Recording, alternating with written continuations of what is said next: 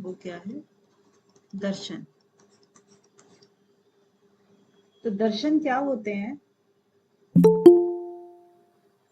किस तरह से दर्शन का नाम रखा गया है, वो चीज देखते हैं। जैसे कि कोई भी चीज होती है ना, उसको हम देखते हैं, जब जैसे हम दर्पण में देखते हैं तो वो चीज हमें किस तरह से दिखाई देती है, जिस तरह से दिखाई देती है वही हमारा दर्शन हो जाता है, कि हमने उस चीज को वैसे देखा, हमने इस चीज को ऐसे देखा, इस आकार की है, इस प्रकार की है ना। तो वो चीज दर्शन कहलाती है। और दर्शन से ही हम वेद को समझ सकते हैं। वेदों का जो रहस्य है वो आसान भाषा में समझ नहीं आता है। हमें धीरे धीरे करके छोटी छोटी चीजों से दर्शन करते करते करते करते उस गूढ़ भाषा को हमें समझना पड़ता है। ठीक है। तो ये इसीलिए दर्शन बहुत जरूरी हो गए हैं हमारे जीवन में। तो ये दर्शन जो है आदि काल में जैसे थे कि ब्रह्मा ने अग्नि वायु इन सबको क्या दिया था, चार वेदों का ज्ञान दिया था। और उन जो ज्ञान था वेदों के रूप में, वो किसके रूप में था, संहिता के रूप में। अब संहिताओं को समझना तो इतना आसान नहीं, उसके लिए क्या किया गया, ब्राह्मण बनाए गए। ब्राह्मण, ब्राह्मण। तो ब्राह्मण जो थे वो वेदों की संहिताओं को समझने के लिए आसान भाषा में थे। उसके बाद फिर आते हैं दर्शन। धीरे धीरे उनसे फिर दर्शन निकले, और दर्शन से फिर हम उपनिषद वगैरह ये सब पढ़ते हैं, छोटे छोटे छोटे छोटे हिस्सों में। ठीक है। तो जो दर्शन है ये कैसे है, स्पष्ट करने वाला, यानी कि किसी को दिखाने वाला। तो अगर हम संक्षेप में बोलें तो क्या बोलेंगे कि दृश्यते अनेन इति दर्शनम। दृश्यते अनेन इति दर्शनम। ठीक है। यानी कि क्या हो गया कि जो दिखाता है या देखने मात्र से जो दर्शन नहीं होता है, यानी कि दिखा कैसे रहा है, कौन दिखा रहा है, इस पर निर्भर करता है। ठीक है ना। दृश्यते अते अनेन इति दर्शनम। हाँ जी आरुषि जी, बिल्कुल सही है। तो ये चीजें दर्शन को दिखाती हैं कि हम जो भी दुनिया में देख रहे हैं, हम सही देख रहे हैं या उसको गलत देख रहे हैं, यथार्थ या अयथार्थ जिसको हम बोलेंगे। ठीक है ना। अब यथार्थ रूप से हम देखते हैं तो वो सूक्ष्म दृष्टि से हमें देखना होता है। अगर हम अयथार्थ रूप से देख रहे हैं तो हमें स्थूल रूप से दिखाई पड़ता है जो, तो उसका एक ही हिस्सा दिखाई पड़ता है, अंदर तक नहीं दिखाई देता। ठीक है ना। तो वो देखने की एक परिभाषा टाइप की हो गई कि हम देखने को ही दर्शन क्यों कह रहे हैं। कि दर्शन को लेकर के तो हमने ये देख लिया। ठीक है ना। अब आगे आता है कि हमारे इसमें कितने दर्शन है, षड दर्शन। ठीक है। हमारे जो शास्त्रों में है षड दर्शन के नाम से हम इसको जानते हैं। तो क्या क्या है, इनके भी पेयरिंग बनी हुई है, यानी कि जो एक ही विचारधारा के लग रहे हैं उनको हम पेयरिंग यानी कि उनके हिसाब से देख लेते हैं। सांख्य और योग को हमने एक ही समान दर्शन बोला है, समान दर्शन। ठीक है। उसके बाद वैशेषिक और न्याय को हमने समान बोला है, वैशेषिक और न्याय को, ये भी समान दर्शन है। उसके बाद वेदांत है और मीमांसा, ये भी समान दर्शन है। तो ये हमारी पेयरिंग इसलिए है क्योंकि हमें एक ही जैसे लगभग लगभग इसमें चीजें कवर होती हैं सांख्य में और योग में। सांख्य एक तरह का तत्व ज्ञान यानी कि तत्वों के प्रति गहराई से ज्ञान करना होता है, और योग उसका प्रैक्टिकल पार्ट है। ठीक है। ये समझने वाला ज्ञान पार्ट है और ये इसका प्रैक्टिकल पार्ट है, तो इसलिए समान दर्शन हो गया। वैशेषिक में चीजों को बहुत बारीकी से बताया गया है कि वस्तु द्रव्य ये सब क्या होते हैं, छह जो होते हैं। ये हम दूसरी क्लास में बड़े थोड़ा सा ध्यान से करेंगे एक बार किसी क्लास में। और न्याय में भी किस तरह से किसी वस्तु को या किसी घटना को बारीकी से जांच परख करके जानना चाहिए, वो न्याय के अंदर बताया गया है। वेदांत में ब्रह्म विद्या का है, मीमांसा में भी इसी तरह की इनका समान दर्शन मिलता है। तो यहाँ पर जो है ना, हम आज पढ़ेंगे सांख्य दर्शन से। हम शुरू करते हैं सांख्य। ठीक है, सांख्य का नाम सांख्य क्यों है? क्योंकि बिना संख्या के ये दुनिया चल ही नहीं सकती। ठीक है ना, बिना संख्या के कोई भी कार्य नहीं होता है। संख्या संख्या हमारे जीवन में सबसे महत्वपूर्ण होती है, क्योंकि चाहे हम किसी भी चीज में ले लें, अब बड़ी से बड़ी चीज में ले लें कि सूर्य जो है ना, जाने ब्रह्मांड में कितने सूर्य हैं। अगर एक सूर्य की इतनी गर्मी है तो हजारों करोड़ों सूर्यों की कितनी गर्मी होगी, या फिर हजारों करोड़ों की डिजिट जो आई है वो भी किसी काउंटिंग यानी संख्या के तहत आई है। पृथ्वी लगा लीजिए, कितनी सारी पृथ्वियां हैं, या फिर पृथ्वी के अंदर वनस्पतियां लगा लीजिए तो उनकी भी बहुत सारी, हर तरह की चीज की अलग अलग काउंटिंग होती है। तो जो काउंटिंग होती है उसी को हम संख्या कहते हैं। तो संख्या को जानने का, यानी कि जो भी तत्व है, तत्वों की जो संख्या है, तत्व जो है ना, हम यहाँ पर तत्व ज्ञान करने आए हैं, तो तत्व ज्ञान जो है उनकी संख्या को जानना वो सांख्य दर्शन के अंतर्गत है। अब इसको, संख्या को जानने का एक तरीका भी है। तरीका क्या है कि इस संख्या को जानना तो है, लेकिन हम आमतौर पर संख्या क्या जानते हैं? 1 2 3 4 5 6, है ना, यही संख्या जानते हैं, 7 8 और 9। अब इस संख्या को अगर हम कहें, कभी 1 के बाद 5 कह दें, 5 के बाद 3 कह दें, 3 के बाद 7 कह दें, 7 के बाद 9 कह दें, तो ये तो कोई क्रम तो नहीं हुआ। तो संख्या को भी जानना है, लेकिन क्रम से जानना है। ठीक है ना, तो वो एक सही तरह का सांख्य तत्व ज्ञान होगा, यानी कि समयक क्रम पूर्वक ख्यानम कथनम यस्याम स संख्या। तो वो जो है, इस प्रकार से संख्या को जाना जाए जिससे क्रम पूर्वक विचार हो सके। ठीक है, तो क्रम पूर्वक विचार करना किसी संख्या के बारे में जानने से, तभी हमारा सांख्य दर्शन पढ़ना जो है वो ज्ञान पूर्वक होगा। ठीक है, तो ये हो गया संख्या के बारे में, सांख्य दर्शन के बारे में। तो सांख्य दर्शन जो है, इसके अंतर्गत अभी जो, क्योंकि पढ़ने जा रहे हैं तो एक बार इसका सिलेबस देख लेते हैं कि सिलेबस क्या है। सांख्य दर्शन में सांख्य दर्शन में अध्याय है 6 अध्याय हैं। ठीक है, अब इन्हीं 6 अध्यायों को, पहला जो अध्याय है, पहले अध्याय में जो सूत्र संख्याएं हैं वो हैं 164, 164। दूसरे अध्याय में जो है वो 47, तीसरे अध्याय में 84, चौथे अध्याय में आपकी 32, पांचवें में 130 और छठे अध्याय में 70 सूत्र संख्या है। तो टोटल मिलाकर के हो जाती हैं 526 या 7, कुछ ऐसे ही। ठीक है, इतनी हो जाती है। तो यह आपके कुल सूत्रों की संख्या इतनी रहेगी आपकी। अब वो आपके विवेक पे निर्भर करता है कि आप इसको किस तरीके से याद करते हैं। योग सूत्र की तरह से करेंगे तो भी आप ही की वो है, जो भी आपकी मर्जी है, मतलब कैसे भी करेंगे वैसे आप कर लेना। राइट, तो ये तो सांख्य का था छोटा सा एक दर्शन मात्र।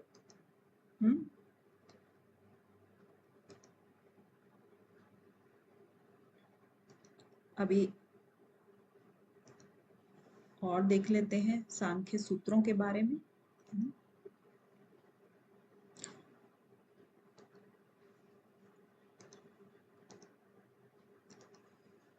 छोटा सा एक आपको हो गया परिचय सांख्य का। यहां तक कोई दिक्कत तो नहीं है? क्योंकि जो प्रश्न पूछे गए थे ना टेलीग्राम पे छोटे छोटे, तो उनमें जब तक आप इन सूत्रों को पढ़ेंगे नहीं तब तक नई चीजें आती हैं, है ना। हम छोटा सा कोई ऐसे ही परिचय पढ़ लेते हैं बस, उसके हिसाब से क्वेश्चंस के आंसर नहीं निकल पाते। तो देखिए, सांख्य दर्शन के प्रथम अध्याय में 164 सूत्र हैं। किसके द्वारा लिखा गया? महर्षि कपिल के द्वारा लिखा गया। ठीक है, इनके भाष्यकार बहुत हुए हैं। एक भागुरी ऋषि भाष्यकार हुए थे, लेकिन उनका भाष्य आज मिलता नहीं है। उसके अलावा कुछ और भी भाष्यकार हैं जो कि विज्ञान भिक्षु हैं और उदयवीर शास्त्री हैं और एक आर्य समाज वाले ब्रह्म मुनि जी हैं। तो उनके भाष्य आज उपलब्ध हैं, तो उन्हीं के हिसाब से एक्सप्लेन कर रखा है, क्योंकि अकेले सूत्रों को समझना इतना आसान नहीं होता है। तो यहाँ जो सबसे पहला है, देखिए एक कॉमन चीज होती है हर दर्शन में, या समझेंगे कि कोई भी हम पढ़ते हैं, चाहे उपनिषद भी पढ़ ले, दर्शन भी पढ़ ले, उनमें एक सब में कॉमन चीज है कि आप किस लिए पढ़ रहे हो। ये एक क्वेश्चन मार्क होता है कि क्यों पढ़ रहे हैं। तो क्यों पढ़ रहे हैं, तो सबसे पहला ही जो एक आंसर आता है कि हमें इस दुनिया से मोक्ष चाहिए। पुरुषार्थ यही होता है ना, उत्तम पुरुषार्थ। तो मोक्ष की प्राप्ति, मोक्ष की प्राप्ति कैसे होगी, जब आपके सभी कलेशों का, दुखों का नाश हो जाएगा, तो वो मोक्ष की प्राप्ति होगी। तो सबसे ही ज्यादा कॉमन चीज इनमें देखने को जो मिलती है वो है, आपने जो योग दर्शन में भी पढ़ा है, हे हेतु हान हानोपाय। ठीक है ना, हे हेतु हान और हानोपाय। तो वहां पर हे का मतलब क्या था, दुख। ठीक है, हे का मतलब क्या था, दुख। और किसी भी दर्शन में आप चले जाओ, दुखों से ही मुक्ति पाने का नाम मोक्ष है। लेकिन मुक्ति भी हमें परमानेंट पानी है, टेम्परेरी मुक्ति नहीं पानी है। तो इसीलिए जो सबसे पहला सूत्र इन्होंने लिखा, अथ त्रिविध दुख अत्यंत निवृत्ति अत्यंत पुरुषार्थ।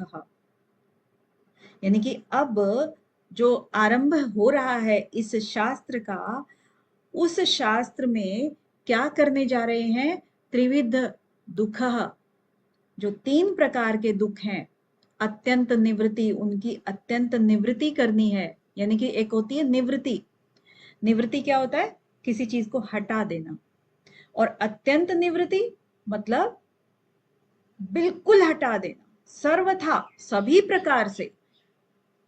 ठीक है, तो अत्यंत कहते हैं ना, अत्यंत यानी कि अंत से भी अंत, एकदम एंड लाइन तक पहुंच जाए जो। तो उस तरह की निवृत्ति हमें चाहिए, किसकी चाहिए, दुख की चाहिए। ठीक है ना, तभी क्या हो गया, अत्यंत पुरुषार्थ। तो वो पूर्ण पुरुषार्थ तभी कहलाया जाएगा जब उस दुख की अत्यंत निवृत्ति हो जाएगी। किस दुख की, त्रिविध दुख की। अब देखिए त्रिविध, यहां पर त्रिविध दुख जो है ना, वो बड़ा ही काम का है। ये बहुत सारे ग्रंथों में आता है त्रिविध दुख। तो सब बता ही सकते हैं कि कौन कौन सा दुख होता है, ये वाला त्रिविध कौन कौन सा होता है, बताइए जल्दी से। आदि भौतिक, आदि दैविक। हाँ, एक होता है आध्यात्मिक, दूसरा होता है आदि भौतिक, और तीसरा होता है आदि दैविक। 3 प्रकार के दुख होते हैं, और यही 3 प्रकार के दुखों को मिटाना ही पुरुषार्थ है। पुरुषार्थ मतलब अत्यंत पुरुषार्थ। इस चीज को आपको अच्छे से देखना है कि अत्यंत निवृत्ति और अत्यंत पुरुषार्थ, यही काम आएगा। क्योंकि छोटे छोटे दुख तो हमें क्या है, प्यास लगी है, हमने पानी पी लिया, हमारा दुख खत्म हो गया। क्योंकि प्यास के कारण हमें दुख हो रहा था, पानी पी लिया, खत्म हो गया। क्या वो खत्म हमेशा के लिए हो गया, दोबारा प्यास लग सकती है, दोबारा भूख भी लग सकती है। तो अत्यंत नहीं दुख हुआ था, हमें अत्यंत दुख की निवृत्ति करनी है, तीनों की। तो आध्यात्मिक का मतलब क्या हुआ यहाँ पर, आध्यात्मिक दुख। आध्यात्मिक का मतलब हुआ कि जैसे आत्मिक, आत्मिक है ना, आत्मिक का मतलब आत्मा से संबंधित। और आत्मा किसमें होती है, हमारे अंदर होती है। हमारा जो मूल आधार है, हम जो स्वयं है, वो आत्मा है। ठीक है ना, और उससे हम क्या क्या दुख कर देते हैं, इस आध्यात्मिक से क्या क्या दुख कर देते हैं? सबसे पहले हम प्रज्ञा अपराध कर देते हैं, क्योंकि हमें वैसे दुख नहीं है, शारीरिक दुख नहीं है, लेकिन हम प्रज्ञा अपराध करते हैं पहले, क्योंकि जो रूल्स रेगुलेशन हमने बनाए हुए हैं हम उनके ऊपर नहीं चलते हैं। हम जानते पूछते हुए कि झूठ बोलना नहीं चाहिए, फिर भी हम झूठ बोल देते हैं, वो प्रज्ञा अपराध हो गया। हमें पता है कि हमें किसी की चोरी नहीं करनी चाहिए, हम वो कर देते हैं, वो प्रज्ञा अपराध हो गया। किसी को हानि नहीं पहुंचानी है, किसी का हिंसा नहीं करनी है, तो भी हम जानते पूछते हुए कर देते हैं, तो वो प्रज्ञा अपराध हो गया। यानी कि जिस चीज का हमें पता हो, ज्ञान हो, फिर भी हम वो काम अगर करते हैं तो वो प्रज्ञा अपराध कहलाता है। ठीक है, तो प्रज्ञा अपराध से क्या होगा? इससे हमारे कहीं ना कहीं आत्मा के जो विपरीत चलोगे तो दुख तो होगा ना, या तो टेंशन होगी या चिंता हो जाएगी, क्योंकि जिसका भी आपने नुकसान किया है वो प्रत्युत्तर जरूर देगा, तो कहीं ना कहीं टेंशन हो गई ना। तो वो फिर आपके टेंशन जो है, मानसिक जो मन है आपका, मानसिक जो वृत्ति है उसको बिगाड़ देगी। मानसिक वृत्ति अगर ज्यादा लंबे समय तक बिगड़ी रही तो आपके कहां पर वो आ जाएगी प्रॉब्लम? तन पर आ जाएगी, शरीर पर आ जाएगी। तो आध्यात्मिक जो है वो मानसिक और शारीरिक दुख, ठीक है ना, दोनों चीजें इसके अंदर आ जाती हैं आध्यात्मिक के अंदर। अब आता है आदि भौतिक। आदि भौतिक में भूत से संबंधित। अब भूत क्या होता है? भूत का मतलब जो भी पंच महाभूतों से जितनी चीजें बनी हैं, ठीक है, वो सब के सब भूतों में आ जाएंगे। तो इन भूतों के कारण, इन पंचभूतों के कारण जो भी आपको दुख मिलता है, चाहे वो किसी वस्तु से टकराने से हो, चाहे किसी प्राणी के द्वारा दिया गया हो, चाहे एक्सीडेंट वगैरह जो होते हैं ना उनके बारे में, तो चाहे वो हो, तो उन सब से जो भी आपको हानि होती है वो उनसे मिलने वाला दुख जो है आदि भौतिक दुख कहलाता है। फिर आता है आदि दैविक। दैविक मतलब दैव से संबंधित। शारीरिक आपको बता दिया गया था रुचिका जी, शारीरिक आएगा आध्यात्मिक में। ये वाला अचानक आता है, शारीरिक तो होगा ये भी, ऐसा नहीं है नहीं होगा, लेकिन ये मन के द्वारा तन पर आ गया है। जैसे किसी का आपको बात आ गई कि घुटने में दर्द है लेकिन कहीं चोट नहीं लगी है, कमर में दर्द है। आजकल बहुत सारे ऐसे ऐसे प्रॉब्लम्स हो रही है ना, जो आपको कह सकते हैं कि रीढ़ की हड्डी में कहीं सर्वाइकल, कहीं आपकी लोअर बैक पेन, और ये तो कहीं चोट नहीं लगती है लेकिन फिर भी आपके दर्द हो जाते हैं। तो वो दर्द हो जाते हैं, पहले आपका रूटीन यानी प्रज्ञा अपराध करते हो, उसके बाद वो दर्द यहां पर आते हैं। ठीक है, ये जो आदि भौतिक में क्या फर्क है, क्योंकि यहाँ पर दर्द अचानक आता है, सरकारी जो शारीरिक दर्द है वो अचानक आता है। जैसे चलते चलते ठोकर लग गई, या किसी सांप बिच्छू ने काट लिया, या कुत्ते ने काट लिया, या फिर आपको और पानी में कुछ ज्यादा डूबने से कान में पानी घुस गया या नाक में घुस गया, इस तरह का। यानी कि जो भी इस तरीके की चीजें होंगी वो आदि भौतिक में आएंगी। आदि दैविक में क्या बताया था कि जो देवता, जैसे हम कहते हैं ना कि ये तो भाई हमारे हाथ में नहीं है, किसी आदमी के हाथ में, प्राकृतिक आपदा बोल सकते हो इसको, प्राकृतिक आपदा। और हम इसको दैविक क्यों कह रहे हैं? क्योंकि प्रकृति में हमने, जो सनातनी है, उन्होंने सभी को भगवान भी माना हुआ है। भगवान मतलब देवता माना हुआ है, कि जैसे जल देवता हो गया, अग्नि देवता हो गया, पृथ्वी देवता, ऐसे करके हमने सभी पंचभूतों को भी देवता माना है। और बादल, आकाश, वायु, इन सब को माना हुआ है देवता ना, क्योंकि जो भी देता है वो देवता है, देने वाले को ही देवता कहते हैं। तो ये सभी चीजें हमें देती हैं। तो इनसे जो भी अचानक कोई भी आपदा आती है उसको हम आदि दैविक आपदा कहते हैं, आदि दैविक दुख कहते हैं। जैसे कि बहुत ज्यादा बारिश हो गई, भूकंप आ गया, या भूस्खलन हो गया, जैसे कि लैंडस्लाइडिंग होती है, तो वो सब चीजें हो गई। तो इस तरीके की जो भी चीजें हुई वो आपकी तीनों प्रकार के दुखों में आ गई। कहने का मतलब ये हुआ कि जो प्रत्येक मनुष्य का जो परम कर्तव्य है वो क्या है, वो 3 प्रकार के दुखों का नितांत रूप से यानी कि अत्यंत पूरी तरह से छुटकारा पाने के लिए वो पूर्ण रूप से पुरुषार्थ करे, यानी कि पुरुषार्थ में कमी ना छोड़े। इसीलिए यहां से सांख्य दर्शन का आरंभ होता है, अथ, ठीक है ना। ये यहां पर आपके पहले सूत्र का अर्थ हो गया। इसमें किसी को कोई दिक्कत?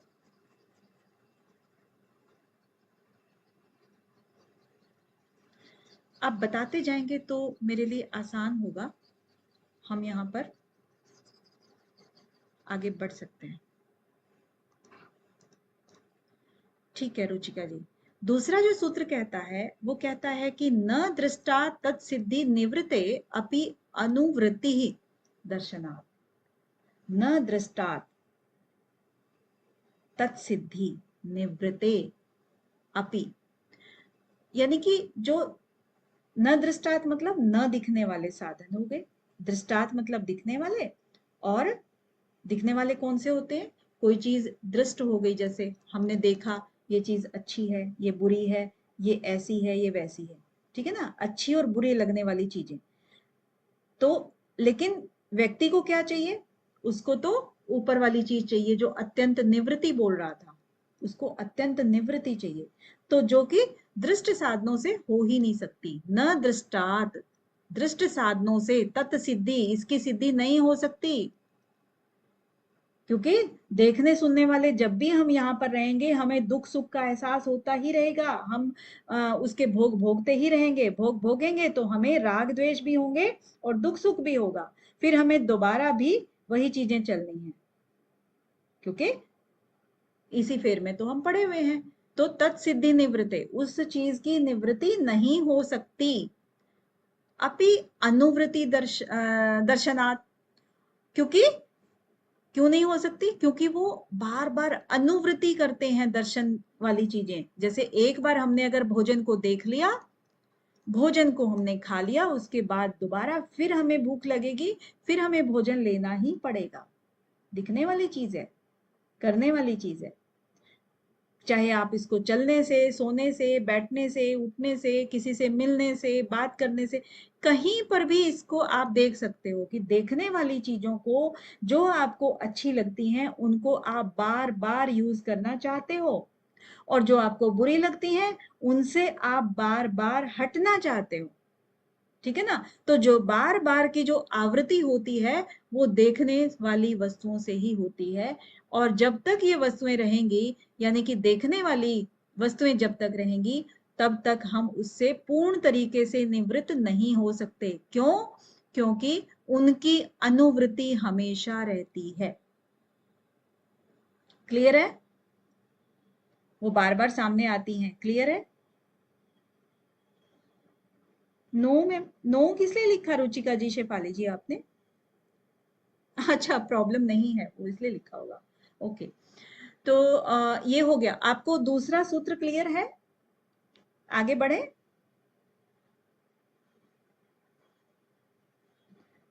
ठीक है, थर्ड में क्या कह रहे हैं कि प्रत्याहिक्षुत प्रतिकारवत तत् प्रतिकार चेष्टनात् पुरुषार्थत्वम। अप्रत्याहिक क्षुत प्रतिकारवत, प्रत्याहिक मतलब जिस तरह से बार बार प्रतिदिन, प्रत्याहिक मतलब प्रतिदिन, जैसे भूख लगती है, भूख लगती है ना, तो उसी तरह से भूख लगने के साथ साथ हम उसका प्रतिकार करते हैं, उसको भूख मिटाने का प्रयास करते हैं, भूख मिटाते हैं ना, तो उसी तरह से तत्प्रतिकार चेष्टनात् पुरुषार्थत्वम, इसी तरह से हमारा जो पुरुषार्थ हम कर रहे होते हैं तो वो भी रोज उसको हटाने की चेष्टा करता है। क्योंकि पुरुषार्थ, पुरुषार्थ का मतलब है आप जो भी कार्य कर रहे हो, कर्म करने की जो क्रिया होती है उसको पुरुषार्थ कहते हैं। तो प्रतिदिन भूख लगने के लिए जो आप कोशिश कर रहे हो, और वही चीज आपकी पुरुषार्थ करने में भी आपका, उसको दूर करने का पुरुषार्थ आप कर रहे होते हो, यानी कि प्रत्येक दिन जब आपको भूख लगती है उसको हटाने के समान, और ठीक उसी के समान जब आप पुरुषार्थ करोगे तब जा करके आपका थोड़ा पुरुषार्थ तो होगा, क्योंकि एक बार तो भूख शांत हो जाएगी, लेकिन वो पुरुषार्थ आपका अत्यंत पुरुषार्थ नहीं कहलाएगा। ठीक है, अत्यंत होता है पूर्ण पुरुषार्थ, क्योंकि ये पुरुषार्थ तो फिर पैदा करना पड़ेगा आपको जब आपको दोबारा भूख लगेगी। ठीक है, नेक्स्ट है सर्व असंभवात संभवे अपि सत्व असंभवात हेय प्रमाण कुशलई। अब क्या कह रहे हैं कि सर्व असंभवात, सब कुछ असंभव होता है। कौन कौन सी चीजें, किस बारे में कह रहे हैं असंभव होता है? यानी कि इसी को ही, थर्ड वाले सूत्र को ही थोड़ा सा और स्पष्ट कर रहे हैं ये, कि जिस तरह से भूख को बार बार मिटाने के लिए कोई पुरुष अपना पुरुषार्थ भी करता रहता है, लेकिन बावजूद इसके वो अत्यंत पुरुषार्थ नहीं होता है। वो कैसा पुरुषार्थ होता है? सर्व असंभवात, यानी कि सब दुख को मिटाना असंभव है। सभी दुखों को हम नहीं मिटा सकते हैं। अगर मान भी लें कि भाई कोई इतना बहुत अमीर है और उसके पास बहुत ज्यादा साधन है किसी भी चीज को अपने पास रखने के लिए कि उसको कोई दुख ना हो, जैसे किसी को बड़ी गाड़ी की इच्छा है, बड़ी गाड़ी भी ले सकता है, बहुत बड़ी कोठी की इच्छा है, कोठी भी ले सकता है, क्योंकि पैसा है उसके पास, अमीर है। लेकिन क्या फिर भी वो दुख से रहित हो जाएगा? नहीं हो पाएगा, क्योंकि पूरी तरह से दुख को वो दूर कर ही नहीं सकता है। कैसे? जैसे कि मान लीजिए कि आजकल फल फ्रूट है, 12 मास मिलते हैं ना, लेकिन जो सीजनल फ्रूट होता है वही टेस्ट आपको ऑफ सीजन में नहीं मिल सकता। तो कहीं ना कहीं उसके टेस्ट में डिफरेंस आ गया, यानी कि दुख तो उसके सामने आ ही गया। ठीक है ना? तो वो जो सचमुच जो उसको सुख मिलना चाहिए था, वो चीज उसको नहीं मिली, तो कहीं ना कहीं कुछ असंभव हो गया है उसके लिए। सभी दुखों को दूर करना असंभव हो जाता है।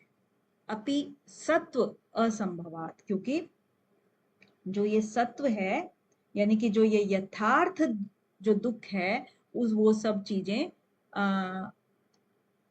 आप हेय नहीं कर सकते हैं। उनको हेय करने के लिए आपको किसकी आवश्यकता पड़ती है? प्रमाणों की आवश्यकता पड़ती है। प्रामाणिक, जो प्रामाणिक कुशल, प्रमाणों पर जीने वाले जो होते हैं ना, वो प्रामाणिक कुशल कहलाते हैं। क्योंकि प्रमाण भी तो चाहिए ना, प्रमाण जैसे कि सुनार जो होता है ना, उसी से ही हम सोने की पहचान कराते हैं। यानी कि कोई तो ऐसा हो जो बता दे कि ये चीज, ये साधन सही है, ये साधन गलत है, ये साधन त्यागने योग्य है और ये साधन से हमें मुक्ति मिल जाएगी। ठीक है ना? कोई ऐसा हो, यानी कि उन्हीं को इन्होंने प्रमाण बोला है कि प्रमाण कुशल ऐसी कोई वस्तु होनी चाहिए जो हमें इन दुखों को दूर करने के रास्ते बता सके। ठीक है?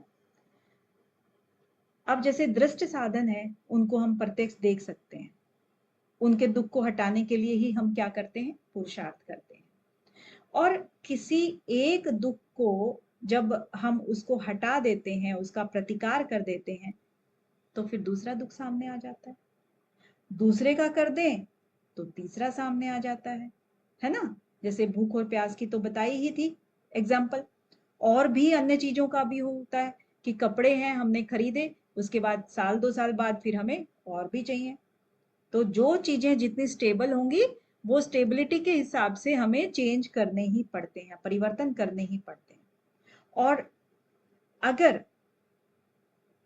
इन सभी दुखों की निवृत्ति हो ही नहीं सकती है कभी भी, इसलिए अलग अलग साधनों के अपनाने पर भी हम सभी प्रकार के दुखों को हम दूर नहीं कर सकते। इसीलिए कहा है कि सर्व असंभवात, सभी कुछ असंभव, सभी दुखों को दूर करना असंभव है। अगर ये संभव हो भी जाए तो भी हम सही सत्व असंभवात, सत्व के यानी कि यथार्थ के दुख को, यानी कि सचमुच के दुख को हम दूर करने के लिए हमें कोई प्रमाण की कुशलता चाहिए, कोई ऐसी चीज चाहिए जो हमें बता सके कि किस चीज से हमें दुख को दूर करना है। ठीक है? तो प्रमाण को प्रमाण क्यों कहा है यहां पर? क्योंकि वो अच्छी तरह से हमें नाप तोल करके बता देता है कि ये सही है और ये गलत है। ठीक है, यहाँ पर ये कह रहे हैं, यानी कि दृष्ट साधनों से सब कुछ या सारे दुखों की निवृत्ति नहीं होती है। किसी कारण से अगर संभव हम मान भी लें तो नितांत दुख नहीं हटता है। और वो जो है प्रामाणिक ऋषि जो भी होते हैं वही बता सकते हैं कि जो दृष्ट साधन इसीलिए नहीं अपनाने चाहिए, क्योंकि प्रामाणिक ऋषि है ना, उन्होंने ही बताया। कौन होते हैं प्रामाणिक ऋषि वैसे आपके ख्याल से? कौन होते हैं शेफाली जी, रुचिका जी? कौन होते हैं प्रामाणिक ऋषि? जो मंत्र दृष्टा होते हैं ना, जो सूक्ष्म दृष्टि से तत्वों को देखते हैं, सिद्ध पुरुष। यस, उन्हीं को प्रमाण कुशलई बोला है। तो प्रमाण कुशलई ही जो ऋषि होते हैं वो ये बताते हैं कि सभी कुछ आपका सारे दुख जो हैं वो दूर करने असंभव होते हैं। अगर संभव हो भी तो भी हम उनको इनके द्वारा ही जान सकते हैं, अदरवाइज हम नहीं जान सकते। किनके द्वारा? जो प्रामाणिक ऋषि होते हैं। ठीक है, आगे बढ़ते हैं। उत्कर्षात अपि मोक्षस्य सर्वोत्कर्ष श्रुते।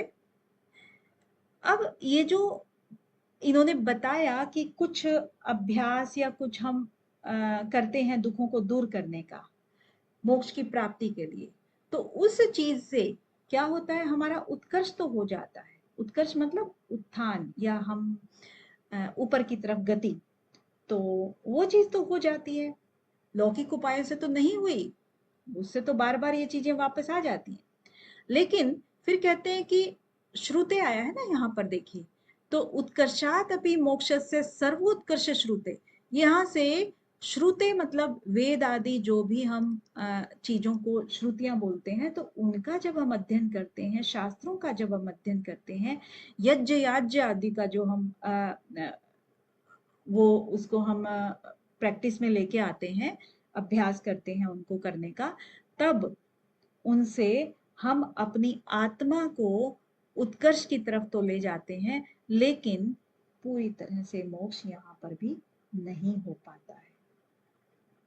क्योंकि इसका एक फायदा ये होता है कि हमें ऊर्ध्व गति की तो प्राप्ति होती है, लेकिन मोक्ष की नहीं। चाहे वो, देखिए इसमें अब दो चीजें आ रही हैं। एक तो आपका आ गया लौकिक साधन, ठीक है ना, लौकिक मतलब दृष्ट, और एक आ गया है आपका अदृष्ट। अदृष्ट में क्या हो गया आपका? वैदिक आप बोल सकते हो।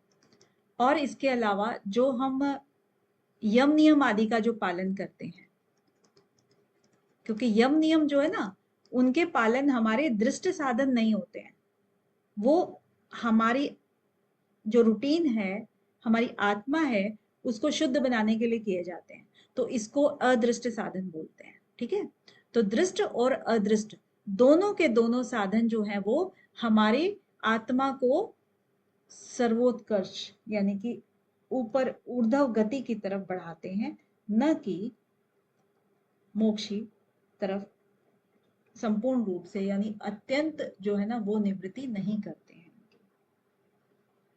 ठीक है, तो शास्त्र विहित जो भी आपके यज्ञ या जाति हैं या दृष्ट साधन हैं, तो वो उत्कर्ष इनसे भले ही हो जाता हो, लेकिन जो मोक्ष है उसके अंदर अभी और भी काम बाकी होते हैं। ठीक है, आपके 5 सूत्र तक यहाँ तक आप बताइए, कुछ आपको दिक्कत है?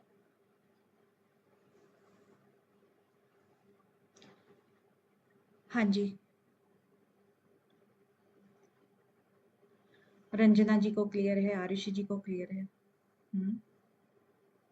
गीता जी, मनीषा महाराज जी, कैलाश जी,